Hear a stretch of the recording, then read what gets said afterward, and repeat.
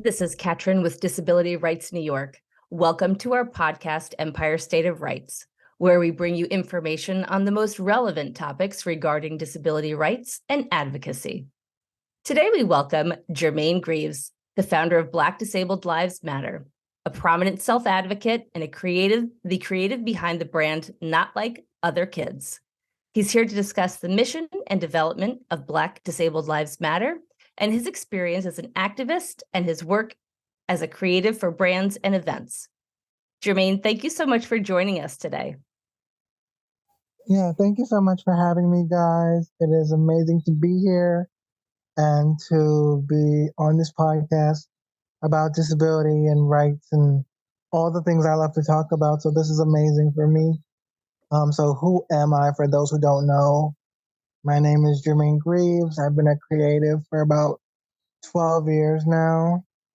I've done music festivals like Afropunk and the Brooklyn Music Festival.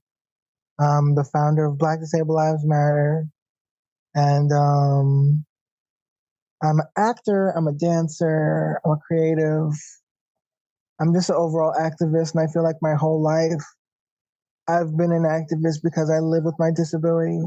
I have two disabilities known as cerebral palsy and hidradenitis suppurativa, which is a chronic skin condition that I live with currently.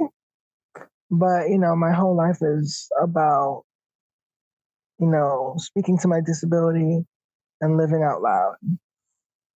And it sounds like you use your stance as an actor and a dancer and really being a creator as part of your advocacy. Let's talk a little bit about how you began your journey as a self-advocate, and what is it that called you to this work? As you said, you are living your life every day with a disability, but what is it that brought you to your self-advocacy?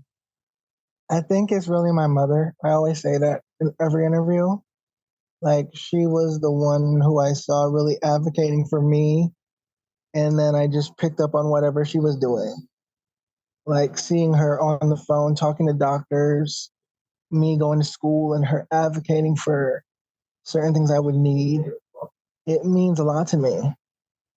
And also realizing that she didn't really sit there and let anyone take advantage of me was really the reason I became this amazing self-advocate. I also think, like, watching other people in my life advocate for me, I picked up on things. It sounds like you had a lot of great role models growing up, and that leads me to really asking about how the Black Disabled Lives Matter movement started. I mean, there have been a lot of different movements that have started over the last several years, and they're all necessary. Let's talk about why this particular movement was necessary and why you were so passionate about starting it.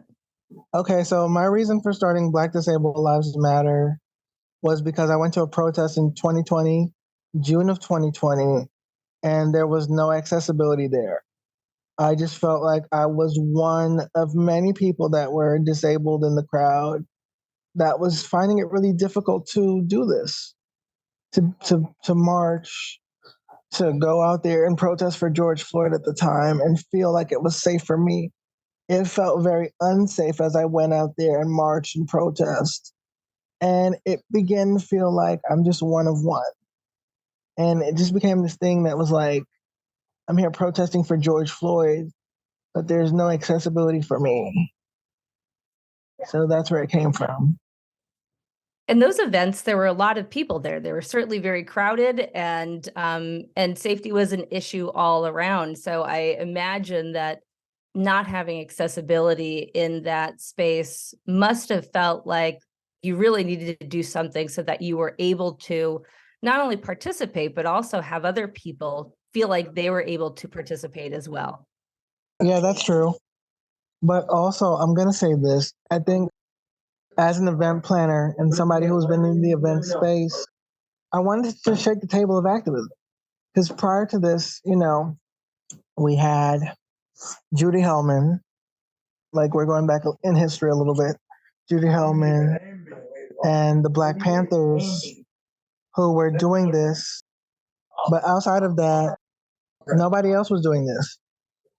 So I think the problem I had was, you know, I'm disabled and I'm the only one trying to really break the fourth wall of understanding what disability is. Even down to the fact that nobody in the activism space was thinking about people with disabilities at all. I'm going through history and I'm barely seeing marches with disabled people in it. So I had to be the first to break that history and make it known that there's someone like me that's out here in the modern era that wants to change the trajectories of these marches.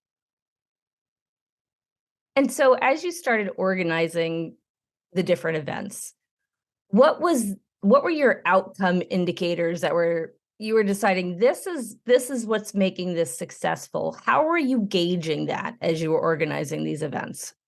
As a New Yorker, we know how the trains are, we know how the buses are.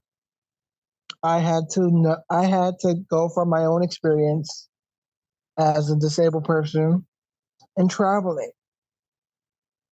What's most accessible? What's most safe? What will allow disabled people to feel like they can participate without making them feel too tired? I'm just thinking along those lines because I know how I felt as a disabled person traveling in the city. Right. Long distances can wear me out. So we had to shorten our distance. We had to make it accessible so everyone feels comfortable. We had to do stops in the middle of it so people could rest. Those are the things I'm thinking about as somebody who organizes events and just creates accessible spaces. Yeah, as we know, transportation in and of itself is a huge hurdle, just to get to whether it's an event or just to see a friend or an appointment. Transportation is something that is not reliable either.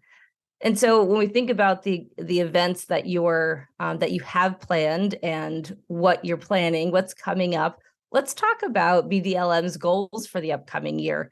Are there any upcoming events that you're working on right now?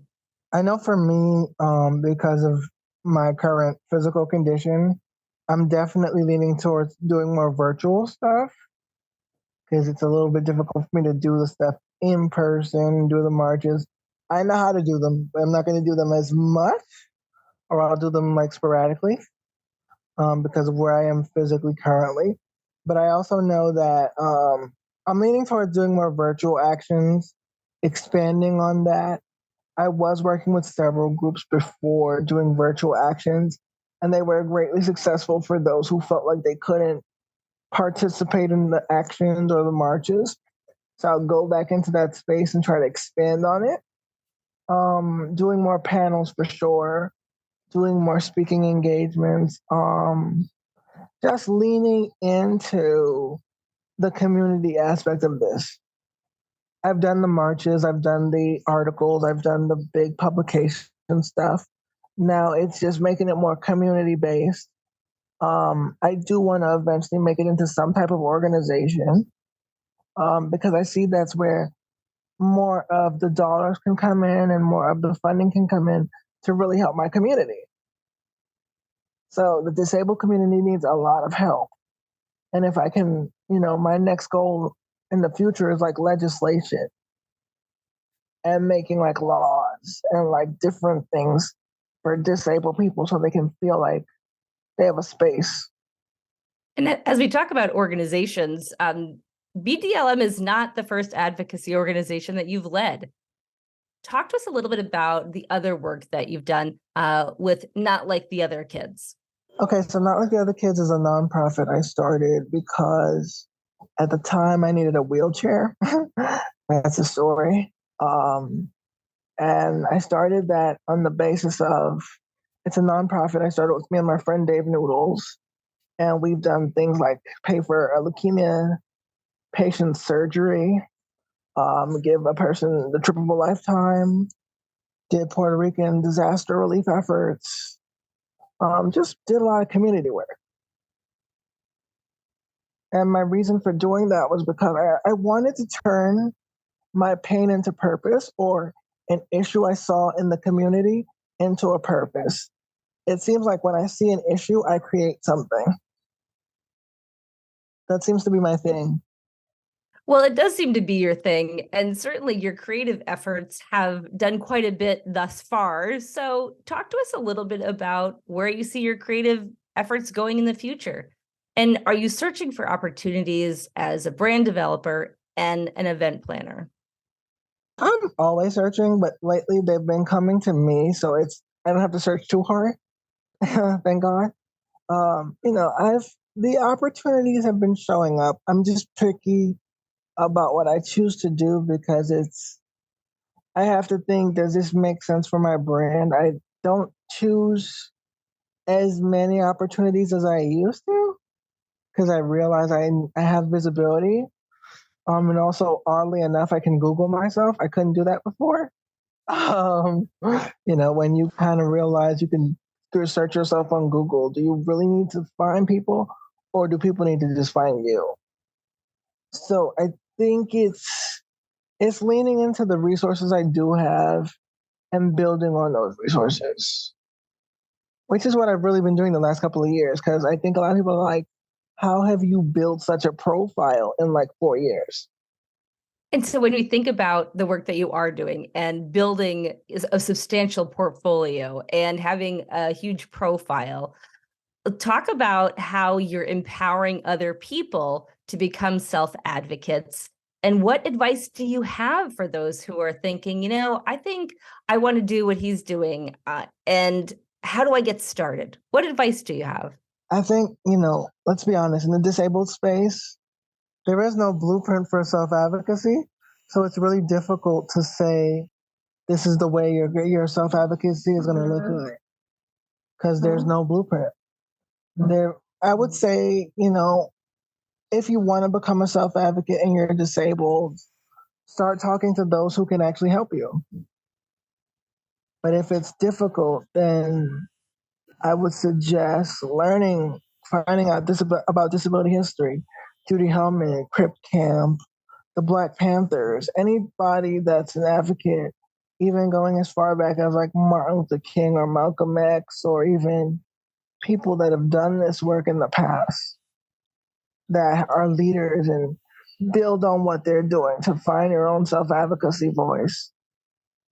I think that's great. And, as we talk about the other work that you've done and how your visibility is part of your portfolio, you also were just nominated for an award through Diversability. Talk a little bit about that and how the work that you're doing with that group, how is it meaningful and how is it really pushing your message forward? I mean, Diversability giving me an award in 2022, it let me know that the work I was doing was meaningful.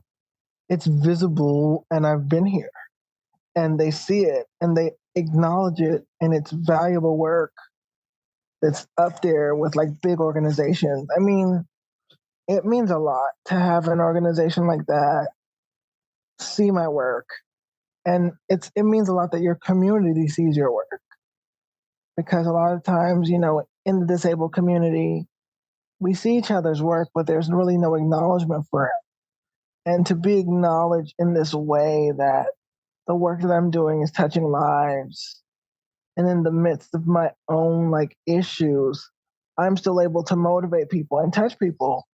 It means a lot. And I was watching your YouTube video last week, and you said something in it about this is your responsibility. And you said it a couple of times that you feel like it is your responsibility to be an advocate and to do the work that you're doing. Why is that so important to you? And talk to us about what that means to you, that it's your responsibility. How did you come to that? And how does that come out in the work that you're doing? Because, when I let other people take care of my own issues, it didn't look so good. Like letting other adults or letting other advocates or letting other people who are able bodied handle my issues for me, it didn't end up so well. Or they didn't push the needle as quickly as I did for my needs. that's why I said it's my responsibility, but also it's like disabled people have had to fight for basic rights, to be independent, to live. When we look at the history of disability, we were institutionalized first. They didn't see us as people. We were kind of othered. So, and it's even worse when you're marginalized. Like, when you're black, you're disabled, you're other things, you're trans, you're disabled, you're whatever labels you are. Those otherings make it difficult for you to exist in society. And for me, creating Black Disabled Lives Matter and doing all the work I do outside of that is because I want to open the door and create the space I didn't see growing up as a kid. I think that's so important. And thank you so much for all the work that you're doing, being visible, and like you said, allowing other children, especially coming up, being able to see someone like them makes all the difference. And to that end, let's talk about the way that the people in our audience can follow you and the organizations you support. Tell us about your websites and social media tags, and certainly we'll put them in the notes of the podcast, but talk to us a little bit about your platforms. There's so many. My website, www.jermainegreaves.com. That's my regular website where you can find me and find all the work I do there. There's also Not Like the Other Kids. That's a clothing brand, a nonprofit. Everything's there. There's also, what else? Black Disabled Lives Matter on Twitter and Instagram.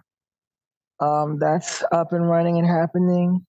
There's a bunch of mutual aid on there that I actively post, as well as, events we're going to put together. But right now we're focusing on mutual aid and community-based stuff because that seems to be a thing. Other than that, I am just really glad that the work I'm doing is touching lives. I would have never thought, with everything I have going on in my life and how the last year was for me, which was not exactly the easiest year, that people would love on me in this way. To see that love, to see that appreciation, to see the constant support for whatever work I do, and even for my own personal needs, it's beyond. It lets me know that the work I'm doing is touching lives and that my work does not go unnoticed. And I'm very much visible and here and present in a lot of people's lives. Well, we're so glad that you were able to join us today. And before we sign off, is there anything else that you want to share with our audience? Well, I do want to share about Not Like the Other Kids. The clothing brand is definitely up and running. And my website for Jermaine Greaves is live and still live. And I'm just looking for me at the moment, I would love to do more like speaking engagements in the disability space. It's been a bit slow because of COVID and the pandemic and stuff like that. But I would love to speak at colleges, universities, different disability organizations about my experiences as a disabled person and in the medical industrial complex. But aside from that, I want to continue to be just this positive person who's sharing about my disability fearlessly. Well, I want to thank you for fearlessly sharing with us. This has been a great conversation. I cannot wait to see what you're going to do next. And we look forward to speaking with you again. Absolutely. There's a lot more stuff coming. Thank you, Jermaine. Thank you. Bye-bye. Empire State of Rights has been brought to you by Disability Rights New York, your source for disability rights and advocacy. If you enjoyed our program, make sure to subscribe, like, and share this post. The video for this episode is available on our YouTube channel with closed captioning and ASL interpretation. If there is a subject you would like us to discuss, please email podcast@drny.org or comment below. For more Empire State of Rights, follow us on Apple Podcasts, Spotify, and YouTube.